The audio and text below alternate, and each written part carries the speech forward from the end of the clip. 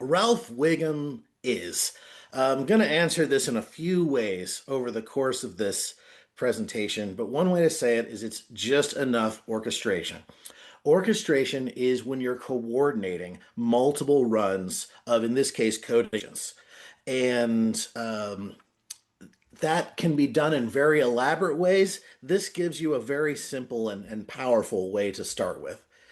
All you need to do Ralph Wiggum, I know some of you haven't tried it yet, all you need to bring to it, other than your favorite coding agent, is some things you want to do, a universal do the next thing prompt, and then a desire to improve, to watch how it fails and update, as you go. So before I actually continue with the slides, I'm going to try an experiment, actually. This is Jamie's suggestion, and I'm going to try and kick off a Ralph process at the beginning of this. So hopefully you should still be able to see my screen. And I've got here a repository that has been only set up with my like seed Ralph prompts. I'm just going to even delete the extraneous folders here so you can see nothing up my sleeve.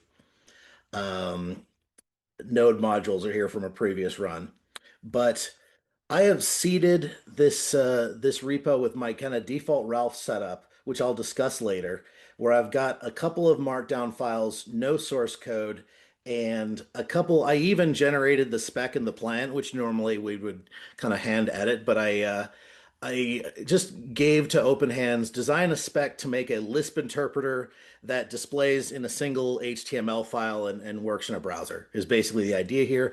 And then a second prompt to come up with an implementation plan in a particular format that will work with my Ralph. So this is a whole bunch of, this is the list of things we want done now that I've generated there.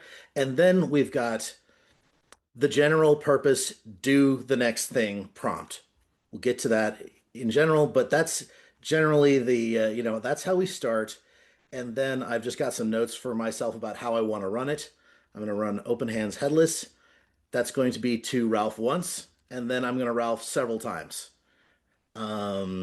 So let me just drop that alias into my shell and say I want to Ralph 5 times. And for good measure, let's then do that again.